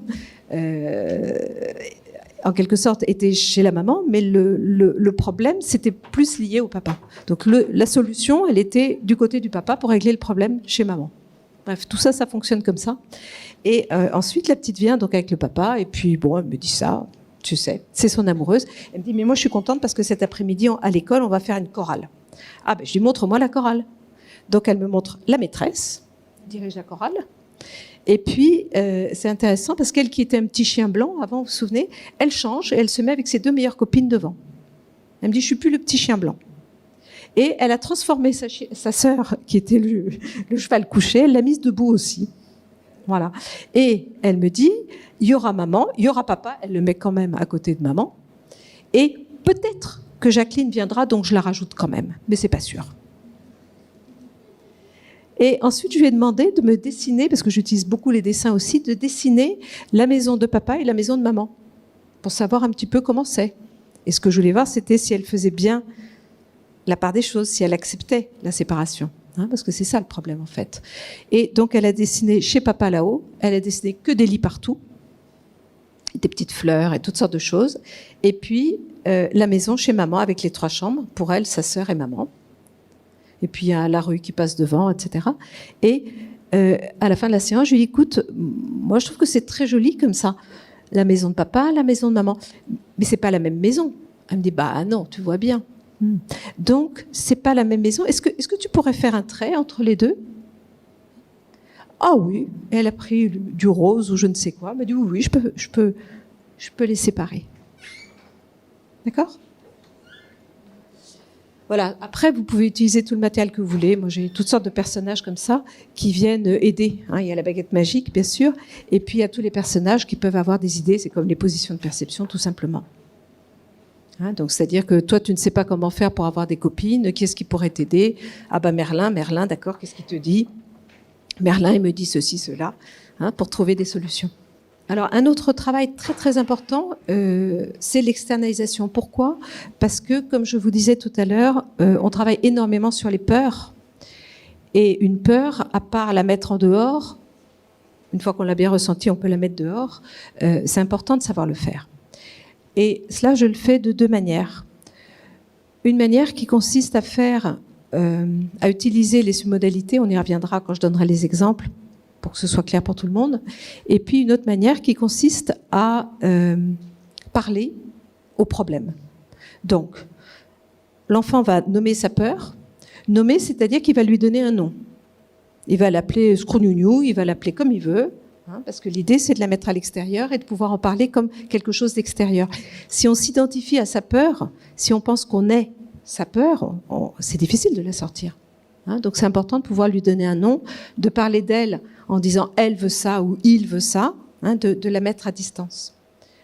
Et puis après, je leur demande de la dessiner, bien sûr. Ensuite, ils lui parlent. Et après, on la laisse partir. Une fois qu'on sait à quoi elle servait, elle peut s'en aller. Ça, c'est un exemple de cauchemar. Ça marche très très bien avec les cauchemars. Donc vous avez un petit garçon qui rêvait d'une espèce de monstre qui la nuit venait et coupait sa maman en morceaux, quand même. Et après il prenait les petits morceaux, ça faisait comme du papier journal. Enfin bon, voilà, je vous passe les détails. Et le monstre, c'était ça là-haut. Et là, je demande à l'enfant, comme j'ai fait avec le tout premier, vous vous souvenez avec Paul la première fois, de me raconter quelque chose qu'il aime faire. Et l'enfant, il raconte quelque chose qu'il aime faire. Je dis, voilà, tu as dessiné ça, c'est le cauchemar, on le met de côté. Tu l'as appelé n'importe, Scrougnougnou. On va le laisser là sur le tableau. Et puis, moi je fais ça sur du paperboard. Et puis maintenant, tu vas me raconter quelque chose que tu aimes faire. Alors, il raconte quand il joue au foot, il raconte quand elle dessine. Voilà, l'enfant raconte quelque chose qu'il aime vraiment. Et là, c'est très facile de le mettre un petit peu en état hypnotique parce qu'au fond, il y est déjà. Quand on est dans son monde et qu'on raconte des choses qu'on aime, on est déjà ailleurs. Et de ressentir le bien que ça lui fait. Donc on fait comme un sas, comme ça. Et puis une fois qu'il a baigné dans quelque chose qu'il aime, où il se sent heureux, épanoui, content, on se retourne et puis je dis, tiens, tu te souviens tout à l'heure, tu avais dessiné ça. Comment tu as envie de le changer maintenant? Et vous verrez qu'à chaque fois, il le change. Parce qu'ils sont passés par un état, c'est comme une désactivation au PNL, ils sont passés par un état séparateur. Le fait d'être passé dans quelque chose de très agréable fait que déjà le fait de revoir cette espèce de truc horrible, ça donne envie de le changer. Ça, c'est une petite fille de 8 ans dont le papa était décédé 3-4 ans auparavant et qui avait été suivie par une psychologue à l'époque. Et qui là recommence à avoir des crises de colère après sa sœur, des angoisses, des cauchemars, elle recommence à être très mal. Et elle me dit, je vois un monstre le soir quand je veux dormir. Donc je lui demande de me dessiner ce monstre. Et en fait, là, vous avez deux versions. Le premier monstre, c'était en noir. C'était tout ce qui était noir, les yeux noirs comme ça, les bras noirs. Là, il y avait des doigts avec des piquants. C'était des piquants. Et puis, il y avait cette espèce de truc qui roulait, là, de ressort, qui faisait que quand il avançait dans le cauchemar, ça faisait du bruit. Donc, elle me raconte ça. Pareil, je lui demande de me raconter quelque chose qu'elle aime faire. On parle de choses agréables, etc. Puis je dis, bah tiens, au fait, tu te souviens, celui-là? Ah oui, non, je lui demande quelque chose qu'elle aime faire. Et ce qu'elle aimait faire, c'était de la poterie. Donc, ça tombait bien. Et elle me raconte qu'elle a fait de la poterie il n'y a pas longtemps. Elle a fait un pot, une espèce de vase, très, très joli, rond, avec telle et telle couleur. Il y avait du vert, il y avait du rouge, pour sa maman. Et donc, elle raconte ça, tout simplement. Et ensuite, je lui ai dit, écoute, tu te souviens ce que tu as dit tout à l'heure, comment t'aimerais le changer, celui-là? Et elle me dit, oh oui, il est moche. Alors, elle lui fait un chapeau rouge, elle lui fait des gants, des espèces de moufles, et puis elle met du rouge un peu partout et le visage en vert. Elle me dit, comme ça, il est un peu moins moche. En fait, vous voyez, au départ, elle l'avait même déchiré. Et c'est moi qui l'ai recollé après, parce que je me suis dit, ça peut servir. Parce qu'elle va peut-être avoir l'idée de le modifier. Et effectivement, donc elle l'a modifié. Et après, elle me dit, bah écoute, non, moi, il me plaît pas du tout celui-là. J'ai pas envie qu'il vienne m'embêter. Va-t'en, ça suffit maintenant. Alors elle me dit, je vais t'en dessiner un autre parce que ça y est, je le vois plus comme ça. J'aime pas, il est moche. Je suis d'accord. Alors elle me dessine ça. La sirène. Elle me dit, moi, je préfère ça. Moi, si elle vient me voir la nuit avant de m'endormir, je suis d'accord. Je suis d'accord. Et je dis, tu te sens comment? Et elle me répond, je me sens comme la reine des Indiennes. Et elle dessine ça. Et voilà les trois, enfin les quatre en fait. Hein. Et ce qui est quand même étonnant, c'est que, bon, c'était au tout début aussi, hein, donc on a juste fait une séance là-dessus, et elle revient la semaine d'après, et je lui demande comment ça va. La maman me dit, écoutez, j'ai eu l'impression que le sommeil était un peu plus paisible. Et la petite, une fois seule avec moi, me dit, tu sais, moi, j'ai très bien dormi, mais quand même, il faut que je te dise, il est venu me voir une fois. Alors, celui qui est venu me voir, c'est le clown. Le clown, c'était la deuxième version, là, en rouge. Elle me dit, il est venu me voir juste une fois. Et maman, elle l'a pas vu. Mais moi, je l'ai vu. Parce que c'était au moment où elle avait fermé la porte de ma chambre. Et il est venu, il m'a fait coucou comme ça. Il est parti. Et puis, c'est fini, je l'ai plus revu. Je lui dis, est-ce que tu as bien dormi? Bah, ouais, il est parti, hein, c'est fini. Quand je vous dis que j'ai appris par eux, c'est vraiment ça, parce que j'étais moi-même sidérée que ça marche aussi vite. Et le plus étonnant, c'est que la maman me dit, écoutez, ah oui, j'ai oublié de vous dire aussi, on venait parce qu'elle a de l'énurésie, mais depuis 8 jours, elle a pu faire pipi au lit. Je lui dis, bon, tout va bien, on s'est arrêté là. Mais elle savait que s'il y avait d'autres soucis pour l'énurésie, elle pouvait revenir, mais ça n'est même pas revenu. Donc parfois, les personnes viennent pour une difficulté, et puis c'est génératif. Là, c'était pareil, c'était un petit garçon qui avait très, très, très mal au ventre quand il dormait chez maman. Donc, il fallait aller aux urgences. Et là, aux urgences, papa venait, une fois par semaine. Et puis, la semaine d'après, quand il était chez papa, il avait très, très, très mal au ventre. Donc, il allait aux urgences et la maman venait. Donc, il avait trouvé ça. Pas exprès, hein, bien sûr. Donc, on a travaillé là-dessus. Et vous avez le mal de ventre qui était... il l'appelait sucette, ça va. Il me disait, ça me tire comme ça me fait un rond, et puis ça tire, ça me fait mal. Et à la fin de la séance, je lui dis, tu peux me le redessiner? Il m'a redessiné ça. On a travaillé, bien entendu, ensuite, sur la séparation des parents, sur le fait que les parents devaient lui expliquer que c'était définitif, puisque c'était le cas, etc., etc. Hein, là, je vous dis pas qu'on a tout réglé. C'est juste la transformation de la perception. Donc, à partir de là, tout le reste suit. Parce qu'on sait sur quoi on va travailler. Voilà. Ça, c'est le dernier, j'en parle dans le livre sur les enfants. C'est un petit garçon qui a 6 ans et demi, donc il est en CP. Non, pas encore, il doit être 5 ans et demi, il devait avoir. Et lui, il allait à l'école l'après-midi. Et en fait, à chaque fois qu'il allait à l'école, l'après-midi, le matin, il n'y a pas de problème, mais l'après-midi, il pleurait, il ne voulait pas lâcher la main de sa maman. Et je lui ai demandé de me dessiner sa maman et puis de se dessiner lui aussi. Et spontanément, il me dit, tu sais, ce qui se passe en fait, c'est comme si j'avais un monstre dans la tête. Ah bah, je lui dis, montre-le-moi. Alors il me le montre, il le dessine. Il me dit, cette espèce de monstre, il me fait pleurer. Je dis, comment tu vas l'appeler ce monstre? Il me dit, je vais l'appeler Monstreti. Il est horrible, il me fait pleurer. C'est à cause de lui. Je dis, qu'est-ce qui se passe encore? Il me dit, quand j'arrive à l'école, qui me fait pleurer, qui m'embête, je peux pas lâcher la main de maman. J'ai mes copains qui sont là, qui disent, allez, viens, on t'attend. Il y en a d'autres qui disent, oh, il pleure. Et puis, toi, ils se moquent de moi. Et puis, maman, elle pleure aussi. Il y a des fois où maman, elle pleure. La maîtresse se fâche, elle vient, elle me prend par la main. Et puis, du coup, j'ai pas de temps pour jouer avec mes copains. Je dis, vraiment, il t'embête, hein, Monstreti. Hein, c'est adhérer. Hein. Et qu'est-ce qui te fait faire? Donc, tout ça. Et toi, t'es d'accord avec ce qui te fait faire, Monstreti? Tous ces ennuis-là? T'es d'accord avec ça? Il dit, non, moi, j'ai pas envie, moi. Mais il m'embête, Monstreti. Je dis, dis-lui.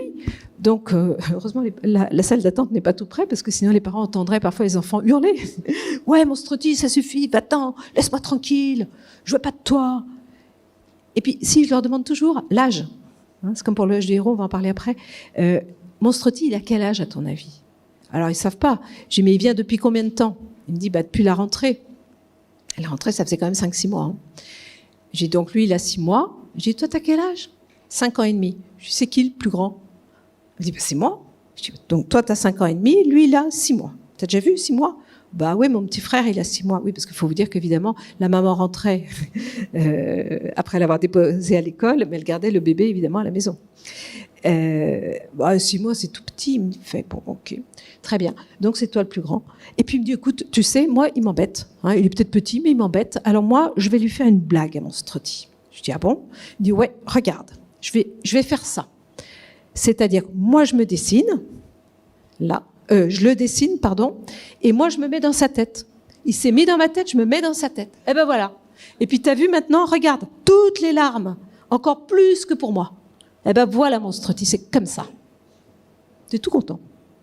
Donc, voilà le dessin global. Le début, sa solution. Et puis, je lui dis, comment tu te sens maintenant? Hein, parce que, comme je vous disais, j'aime bien qu'ils se dessinent à la fin de la séance quand il y a quelque chose d'important qui s'est passé, s'ils ont envie, bien sûr. Et donc, Baptiste se dessine là. Il me dit, maintenant, je fais 15 mètres. Ah ouais, quand même. Et je lui dis, c'est quoi le petit truc là? Il me dit, c'est Monstreti. Il me dit, tu sais, ils sont géniaux, hein. Tu sais, il faut quand même qu'il reste un petit peu là, même petit, parce qu'il ne faut pas que j'oublie d'être courageux quand même. Donc de temps en temps, si je ne suis pas courageux, il va venir, il va me le rappeler. Hein, attention positive. OK? Alors maintenant, je vais vous parler d'une autre forme d'externalisation qui est le voyage du héros avec les enfants ou avec les adolescents. Alors, c'est un travail que vous connaissez certainement. Hein. Moi, j'avais suivi aussi la formation de Robert Dilts et de Stephen Gilligan sur le voyage du héros. J'avais trouvé très, très intéressante, mais que j'ai eu un petit peu de mal à mettre en pratique. Et puis, surtout avec les enfants, ça me semblait compliqué. Donc, à une époque, avec Marie-Christine, on avait pris une semaine pour trouver une nouvelle version, quelque chose qui serait un petit peu différent pour le voyage du héros. Donc, on a fait comme un autre protocole complémentaire. Plus on a d'options, mieux c'est. Mais surtout, moi, au fil des années, je l'ai adapté aussi aux enfants et transformé.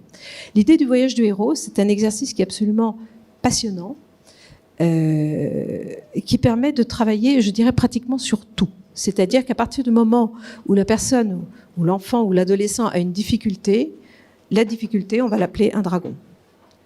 Donc ça veut dire que vous allez utiliser cet exercice aussi bien pour des peurs, bien sûr, que pour essentiellement pour des peurs quand même.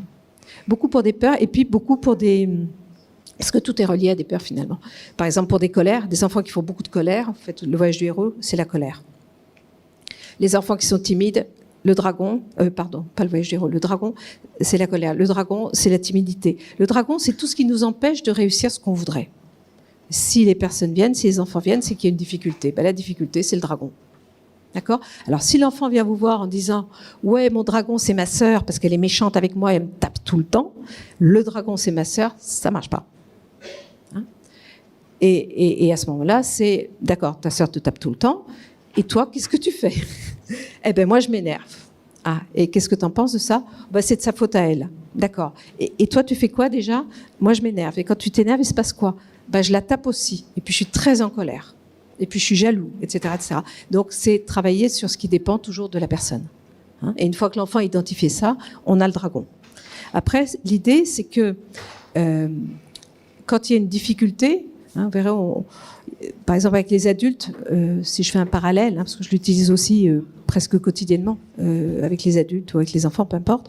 Avec les adultes, ça va être la culpabilité, la peur de ne pas être à la hauteur, la peur de l'échec. Ça va être toutes ces choses-là qu'on retrouvera aussi chez les adolescents. Chez les enfants, ça va être plus des colères et puis des peurs. Et l'idée, c'est de dire que chaque fois qu'il y a cette situation, par exemple, on va prendre un enfant qui fait des colères, comment tu réagis ? Par exemple, les autres se moquent de moi, et ben là, je me fâche. Comment tu réagis ? Il y a plusieurs manières de réagir. Donc, on leur explique. Il y a, par exemple, l'innocent. L'innocent, c'est celui qui est heureux, qui est insouciant. Je suppose que tu réagis pas comme ça. Bah non. D'ailleurs, l'innocent, il ne sait même pas que le dragon existe. C'est une manière de travailler sur des archétypes. Pour les enfants, on leur dit que c'est pour travailler sur différentes parties de soi. Mais il y a des moments où tu peux être heureux, joyeux. Bah oui, bien sûr, mais pas à ce moment-là. Après, il y a l'orphelin. L'orphelin, celui qui se sent triste, abandonné. Ah ça m'arrive de temps en temps. Ok.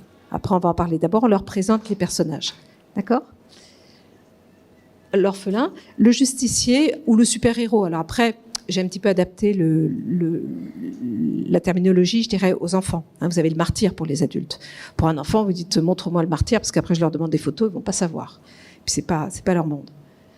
Le justicier, c'est celui qui a un idéal qui défend les autres. Est-ce qu'il y a des moments où tu te sens comme quelqu'un qui est là pour défendre les autres ? Par exemple, il y a des problèmes dans la cour ou tu as un ami qui a un souci, est-ce que toi, tu l'aides ? Ah bah oui. Donc ça, c'est ton côté justicier. On va l'appeler comme ça, ou super-héros. Ils choisissent le mot qu'ils veulent. Le vagabond ou le voyageur, j'appelle plus le voyageur avec les enfants, c'est celui qui sait très bien qu'il y a un problème, mais il fait comme s'il n'existait pas le problème. C'est-à-dire que, par exemple, si le dragon, c'est la colère, on lui explique, tu vois, le voyageur, lui, il va dire « Oh, la colère, elle arrive. Non, pas aujourd'hui. Non, j'ai pas envie. Pas aujourd'hui. » Et donc, il s'en va, il se promène, il fait ce qu'il veut. Et en attendant, il essaye de régler ça comme ça avec le dragon en partant. Donc après, on verra les avantages et les inconvénients de chacun, bien sûr. Est-ce qu'il y a des fois où il y a des choses qui se passent et tu fais comme si ça n'existait pas ? Ah bah oui, comme maman me dit d'aller à la douche, là, j'entends rien du tout. Bah voilà, tu fais le voyageur. D'accord ? C'est déjà au départ qu'il identifie toutes ces parties à l'intérieur de lui. Le guerrier, c'est celui qui veut gagner, qui a un combat, il veut attaquer le dragon, il veut... Ah ouais, mais ça, c'est ce que je fais quand ma sœur, elle m'embête. Ok. Et le sage ou le magicien, c'est celui qui n'a absolument pas peur du dragon. Il sait même pourquoi le dragon est venu, pour quelle raison il est venu.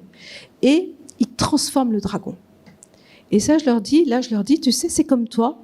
Je suis sûre qu'il y a des moments où tu sens qu'il faut faire les choses comme ça, ou que c'est bien comme ça. Et tu n'as même pas besoin de réfléchir et ça se passe exactement comme tu veux. Et ça se passe bien parce que, ah ouais, ça je connais. Ok. Donc, on fait identifier ça. Ensuite, je demande à l'enfant. Donc, ce voyage du héros, c'est pour travailler sur les peurs et sur les comportements liés aux peurs. Ou aux états internes, comme la colère ou des choses comme ça. Donc, je fais choisir des photos. Des photos de dragon.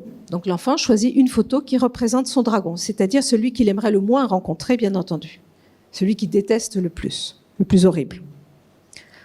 Alors, je fais attention avec les petits de ne pas leur en donner qu'ils fassent trop peur. Je ne veux pas qu'après ils fassent des cauchemars. Donc, j'adapte vraiment selon l'âge. Donc, je leur en propose, j'ai une petite table comme ça, je leur en mets 10, 12, 15, et ils choisissent le dragon qui est celui de la colère, par exemple. Ensuite, ils choisissent des photos d'innocents. Donc, je vous en ai mis quelques-unes. Donc, ça, c'est plus, je dirais, pour les enfants. Et puis là, c'est un peu plus ado. Ou adulte, parce qu'il y a aussi beaucoup de photos comme ça qui peuvent servir pour les adultes. Donc l'innocent, c'est celui qui est heureux, qui est insouciant, qui ne sait même pas que le dragon existe. Donc ils choisissent ça. L'orphelin, celui qui est triste, qui ne se sent pas compris. Alors, d'abord, ils choisissent donc toutes ces photos. Donc les orphelins. Ensuite, il y a des justiciers, des super-héros. Donc c'est celui qui aime les choses justes et qui défend les autres. Et qui défend ses idées jusqu'au bout. Avec les adolescents, le voyage du héros, vous pouvez vraiment le faire, ça marche très très bien. Prenez des photos plus adaptées si vous voulez. Le voyageur, c'est celui qui ne veut pas savoir qu'il y a le problème, il veut s'en aller, il veut pas... Et c'est sa manière à lui de prendre de la distance pour après revenir quand même. Parce qu'après, il va revenir, il va retrouver le dragon. S'il retrouve le dragon, il repart. Mais peut-être qu'au bout d'un moment, le dragon, il en aura marre parce que quand on n'est pas là à lutter contre lui, le dragon, au bout d'un moment, il s'en va aussi. Hein, donc ça, c'est aussi une stratégie intéressante, notamment par rapport à la colère. Voilà, d'autres voyageurs, vagabonds, c'est pareil. Et puis des guerriers, pareil, vous adaptez. D'autres guerriers. Donc l'enfant choisit des photos qui représentent ces différents personnages. Le choix des photos est très intéressant. Et la manière de choisir les photos aussi. Hein, vous avez des enfants qui vont d'abord enlever celles qu'ils n'aiment pas, d'autres qui vont vouloir tout garder, d'autres qui... Voilà, même ça c'est intéressant. Et puis à la fin, donc, ils gardent une photo de chaque. Alors ensuite... Ah, le magicien, pardon, j'ai oublié, les magiciens. Mais voilà. Alors, il y en a plein d'autres, hein, photos, mais ça vous donne une idée. Alors, ensuite, je procède actuellement de cette manière-là. En fait, j'ai plusieurs manières de travailler le voyage du héros avec les enfants. C'est la plus récente, donc c'est celle-là que je vous propose. Donc, l'enfant choisit ses différentes photos. Il met le dragon, par exemple, là, au milieu, et les autres là. Ça marche aussi pour les adultes, hein, de le faire comme ça. Donc, il choisit un innocent. Maintenant, on pose des questions. Alors l'innocent, c'est celui, on lui donne la définition, qui est heureux, insouciant et qui ne sait même pas que le dragon existe. Qu'est-ce qui est bien et qu'est-ce qui n'est pas bien? Hein, on a besoin de tout pour comprendre, savoir comment il se représente cette partie de lui. Alors l'enfant va vous dire, ce qui est bien, c'est qu'il est content, il profite de tout, il a des copains, et puis il va commencer à vous parler de lui. D'accord? Et s'il ne le fait pas, de toute façon, vous allez lui dire, et toi, quand est-ce que tu es comme ça? Donc c'est aussi une manière de l'aider à parler de lui. Si vous avez un enfant qui ne parle pas beaucoup ou un adolescent qui ne parle pas beaucoup, ça marche très bien parce qu'il a l'impression de parler de l'archétype et en fait il parle de lui beaucoup plus facilement. Donc voilà, donc elle, l'avantage c'est qu'elle est contente, elle est joyeuse, donc elle ne sait même pas qu'il existe le dragon. Bon, très bien. Et ensuite l'enfant, je demande aussi quelle est sa relation avec le dragon. En clair, avec les enfants, qui gagne? Est-ce qu'il y en a un qui gagne par rapport à l'autre? Et parfois, il y en a qui gagnent clairement. Bah oui, elle gagne, par exemple, parce qu'elle est tellement contente qu'elle voit passer un truc dans le ciel. Elle se dit, tiens, c'est un dragon. Je ne sais même pas d'ailleurs que ça s'appelle comme ça. Donc elle gagne. S'il y en a un qui gagne, je lui dis, tu me le mets à un endroit. En général, le mettre là à gauche. Celui qui gagne. Si il perd, tu mets de l'autre côté. Très simple. Et si c'est moyen, ça dépend. À ce moment-là, tu le mets au milieu. D'accord ? Donc voilà. Et puis on fait ça pour tous les archétypes. Alors évidemment, on ne va pas demander quel est l'avantage d'être un orphelin. On va lui demander plutôt qu'est-ce qui est le pire quand on est seul, triste, abandonné. Qu'est-ce qui est le pire? Donc l'enfant va vous dire aussi quand ça lui arrive. Et comment fais-tu, toi, dans ces moments-là, pour en sortir? Donc on travaille aussi sur les stratégies inconscientes. Ça permet à l'enfant de se connaître beaucoup mieux après, de se rendre compte qu'il fait des choses. D'accord? Donc voilà. Et puis après, quelle est la relation avec le dragon? Et puis pour les autres, c'est comme pour l'innocent. C'est quoi les avantages? C'est quoi les inconvénients? Quand est-ce que tu es comme ça? Est-ce que tu trouves ça bien? Qu'est-ce qui pourrait lui arriver d'embêtant? On fait toujours le positif et le négatif. Parce que l'enfant parle de lui. Si vous dites par exemple, moi je suis souvent comme ça, je suis le justicier, moi j'aide tout le temps les autres. Non, pas l'énéagramme, ce serait quoi, un type 2. Moi, je suis toujours là pour les autres, je suis toujours là à les aider. Et puis, vous savez, mon copain, il lui arrive telle chose. Oui, mais toi, moi je sais pas, mais lui, voilà. On sait que l'inconvénient du justicier, il y a 9 chances sur 10 pour que l'enfant nous dise, le problème du justicier, c'est qu'il pense beaucoup aux autres, mais de temps en temps, il pense pas à lui. Donc, en le formulant comme ça, il peut se rendre compte de ce que ça pourrait lui apporter à lui de changer ça. Donc c'est vraiment un outil de développement personnel, de connaissance de soi extrêmement riche, y compris pour les enfants. Les adolescents aussi, parce qu'ils vous voient arriver avec des photos et puis ils rigolent un petit peu. Donc en général, je leur dis, écoute, moi j'ai un exercice, là, je te propose de faire. Alors, en général, je le fais avec les adultes, avec des photos, mais avec des adultes. Mais bon, je pense que tu peux le faire. Parce que sinon, ils vont refuser. et c'est la vérité. C'est la vérité. Mais je pense que voilà, si on veut les amener à accepter ça, avec des photos un peu différentes bien sûr, c'est important qu'ils se rendent compte que c'est pas un amusement et c'est pas pour les bébés. Après, les questions seront exactement les mêmes. Ce qui veut dire qu'une fois qu'on a fait tout ça, on arrive à quelque chose qui ressemble à cela. Par exemple, le dragon qui est là, toujours, et tout cela, ce sont les gagnants. Mais on ne veut que des gagnants. Il faut trouver des stratégies pour tout le monde. Donc, à partir de là, ceux-là ont gagné, on va voir ceux qui ont perdu. Donc, par exemple, l'orphelin a perdu parce que quand le dragon de la colère vient, elle est triste à chaque fois. Il n'y a rien qui l'aide. Ok ? À ce moment-là, qui, parmi ceux qui ont gagné, pourrait venir lui parler pour l'aider à sortir de là et rejoindre les autres. Vous me suivez? Donc, par exemple, l'enfant, alors il peut y en avoir plusieurs. Parfois il y en a un, parfois il y en a deux, parfois il y en a trois, peu importe, c'est l'enfant qui sait ou l'adolescent. Il va vous dire, celle qui est triste, par exemple, lui Zoro, il vient et puis il lui dit, écoute, maintenant ça suffit, moi je sais sauver les autres, toi il faut que tu apprennes à te sauver aussi, et puis c'est pas parce que quelqu'un se moque de toi qu'il faut être en colère, regarde, moi je suis à cheval, je pars vite, et puis viens avec moi. Donc l'enfant ou l'adolescent va faire parler la photo pour encourager l'archétype qui était en difficulté et lui donner des ressources. Ou souviens-toi, la dernière fois, tu as réussi à faire telle chose, moi j'étais déjà là avec toi, tu es capable maintenant, tu sais, tu es fier. Oublie pas, toi tu es fier, alors si tu es fier, tu dois réussir. Moi je viens t'aider, on sera deux, tu verras. Et puis pareil, par exemple, l'innocent va venir en lui disant, allez viens, on va s'amuser ensemble, tu sais, il faut pas que tu penses aux choses tristes, il y a plein de choses qui sont bien aussi, et puis voilà, etc. etc.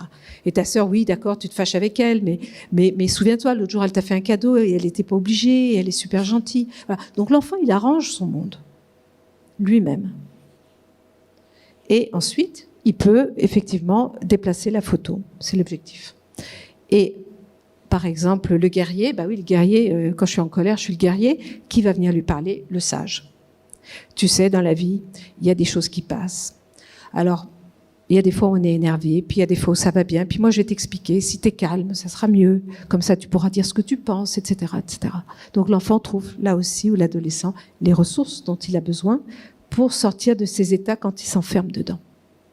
Voilà. Et à la fin, on a le dragon là-bas, toujours. Et puis tous ceux qui ont gagné, qui sont ensemble. Et pour terminer, comme j'aime bien que ça bouge pour les enfants, je leur dis toujours, écoute, maintenant, avec les adultes, on le fait aussi, on le fait en formation, tu vas mettre les photos par terre où tu veux dans la pièce. Et l'enfant se lève. Moi, je crois que si les enfants aiment beaucoup venir en PNL, c'est aussi parce que ça bouge. Et ils vont poser les photos où ils veulent. C'est aussi intéressant de voir comment ils vont les disposer, avec le dragon aussi. Et ils vont se mettre devant chaque photo d'archétype, par exemple si je suis l'innocent, là, pour parler au dragon et exprimer son propre besoin, ce dont il a envie. Par exemple, moi, tu sais, je suis l'innocent, j'ai compris que tu venais parce que tu voulais que je puisse dire les choses, mais bon, avec de la colère, ça arrange rien. Moi, ce que je veux, c'est être heureux. Voilà, il donne un message au dragon, il s'adresse au dragon. Ce sont des ancrages, bien sûr, ce sont des ancrages. Ensuite, l'orphelin, écoute, moi j'étais triste avant, mais maintenant j'ai le justicier et l'innocent avec moi, je me sens beaucoup plus fort, alors maintenant tu peux t'en aller, ça suffit, j'ai plus envie. Voilà, il y a des moments où ça sort vraiment comme ça aussi. Et là, on laisse faire et tout est bien. Et en dernier, je demande à l'enfant ou à l'adolescent d'aller voir le dragon pour savoir comment se sent le dragon. Il faut faire les choses jusqu'au bout. Et donc, l'enfant va voir le dragon et il parle comme s'il était le dragon. C'est une partie de lui aussi, qui en faisait trop, mais il y avait un besoin, ce dont on parlait tout à l'heure, dont parlait Laurent Gounel. Le besoin, c'était d'être entendu, c'était qu'on sache que je suis là, c'était d'apprendre à dire les choses calmement, mais bon, ça sortait pas comme ça. Donc le dragon, il dit, ça va, j'ai compris, maintenant vous gérez. Si vous avez besoin de moi de temps en temps, je peux venir, mais là, je vais me faire un peu plus petit. Et puis, je vois que vous vous débrouillez bien, et puis que X se débrouille bien, donc c'est bon, je m'en vais. Ou je viendrai de temps en temps voir ce qui se passe. L'enfant dit ce qu'il veut. Et tout ce qu'il dit est juste, puisque c'est lui qui dit et c'est lui qui sait. D'accord ? Donc c'est un travail extrêmement intéressant. Moi, je le fais généralement avec les enfants sur une séance, très souvent. Avec les adolescents, ça peut être sur 2. Avec les adultes, ça peut être beaucoup plus. Donc maintenant, je vais vous montrer les exercices en état hypnotique. L'idée, c'est de vous donner un aperçu de ces différentes possibilités. Donc les exercices en état hypnotique, je vous en ai parlé un tout petit peu tout à l'heure, qui consiste à travailler sur les animaux. C'est-à-dire que l'enfant part dans un endroit magnifique et à un moment donné, il va voir arriver un animal. Pour les mettre en état de conscience modifié, en état hypnotique, c'est extrêmement facile. Parce qu'ils savent faire ça. Donc on leur raconte avant, je leur dis avant qu'on va faire un exercice où ils vont se promener, on va inventer une histoire ensemble. Donc par exemple celle-ci, et là vous avez donc les différentes possibilités de dessin. Donc ça, c'était un enfant qui était très timide et il a imaginé toutes sortes d'animaux. Alors tous ceux qui sont mal faits, c'est parce que je fais pas bien, je recommence, etc. Et à la fin, il y avait un dinosaure qui arrivait et ils jouaient tous avec le dinosaure et le petit oiseau l'attrapait à la fin de l'histoire, parce que c'est un film qui se raconte. Hein. Et puis, il jouait avec les dinosaures. Il le prenait, il le mettait sur la tête du dinosaure jusqu'à la queue, il l'attrapait, il le remettait. Enfin, voilà. L'enfant invente tout ce qu'il veut. Il laisse venir un animal, 2 animaux, 3 animaux, 4 animaux. En général, ça suffit. À chaque fois qu'il voit un animal, il vous fait un petit signe. Et ça permet vraiment de savoir comment il se sent à l'intérieur de lui.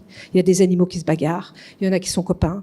Il y en a qui ont peur. Voilà. Donc c'est très intéressant de le faire soit au tout début, quand vous avez un enfant qui ne parle pas beaucoup de ce qu'il ressent, soit en fin, quand on a déjà fait quelques séances, pour savoir comment il se sent et si tout est OK, si tout est bien à l'intérieur de lui. Hein. C'est un travail sur les différentes parties de soi.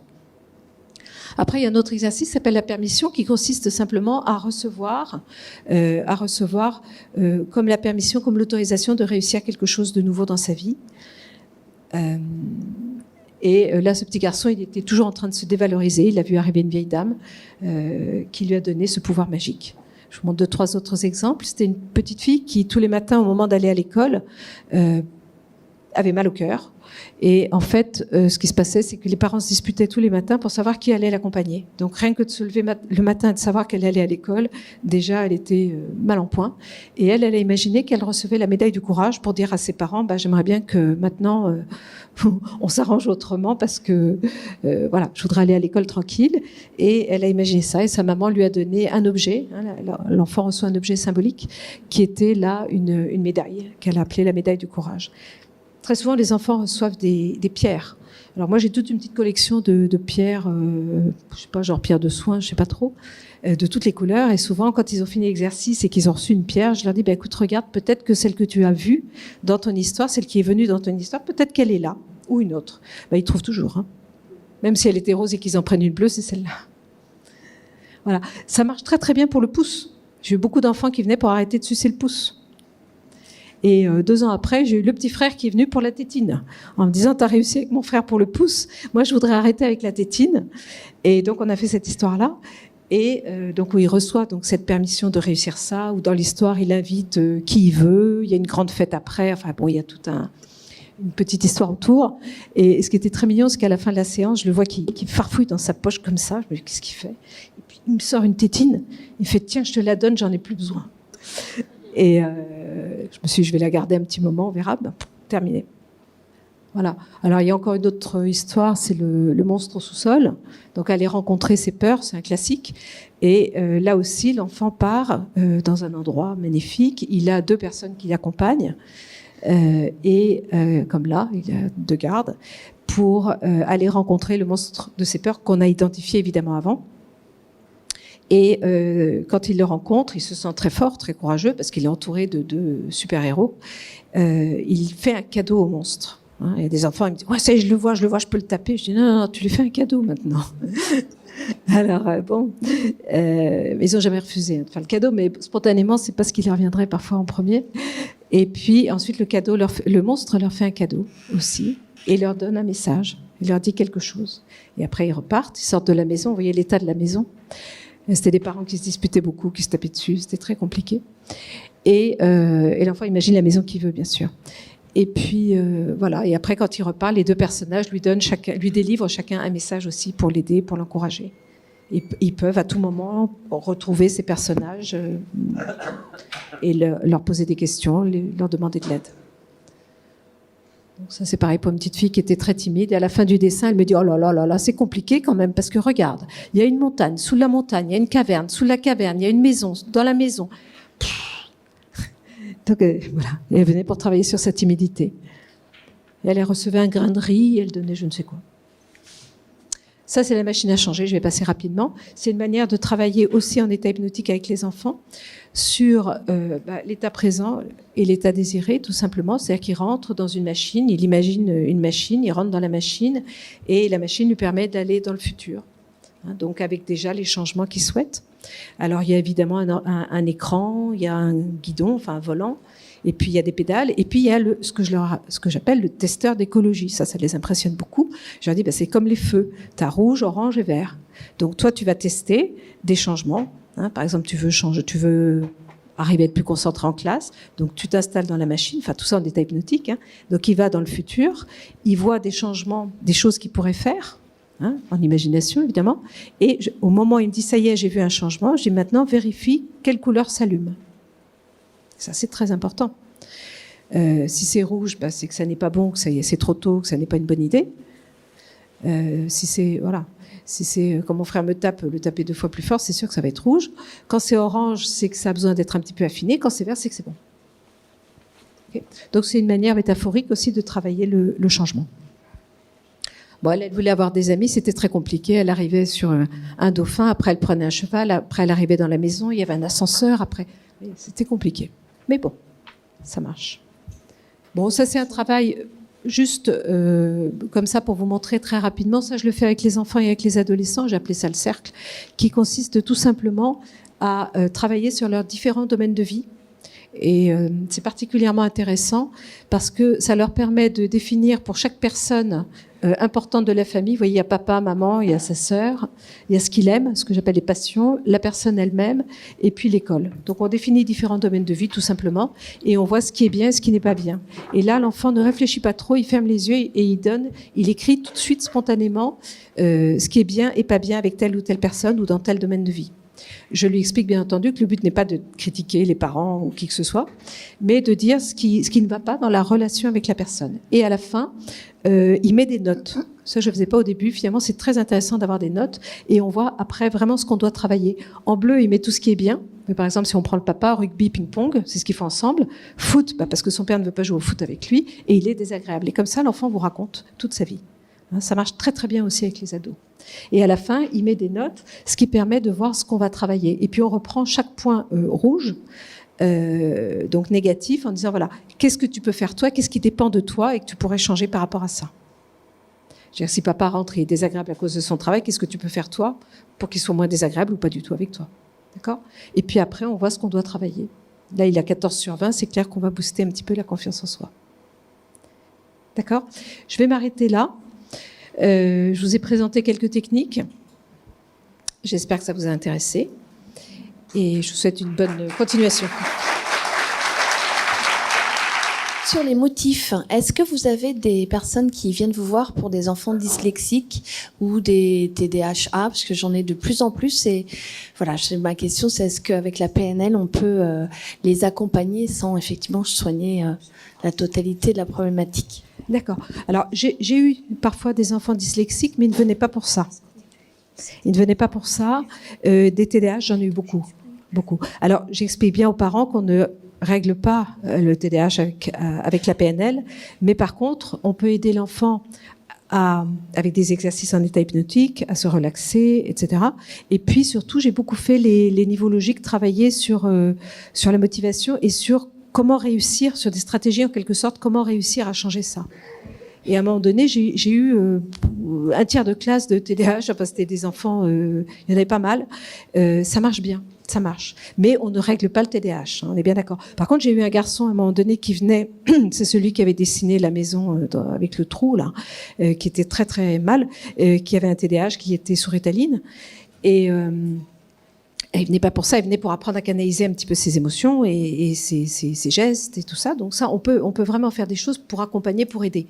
Mais ce qui m'a impressionné chez ce garçon, c'est qu'après, il est parti en colo au mois de juillet.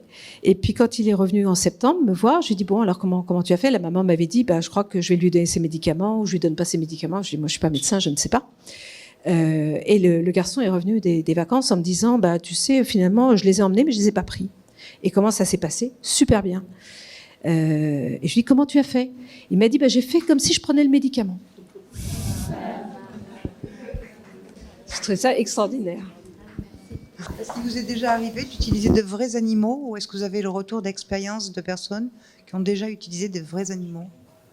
Alors, pas des tigres, bien sûr. Mais... Moi, honnêtement, la première...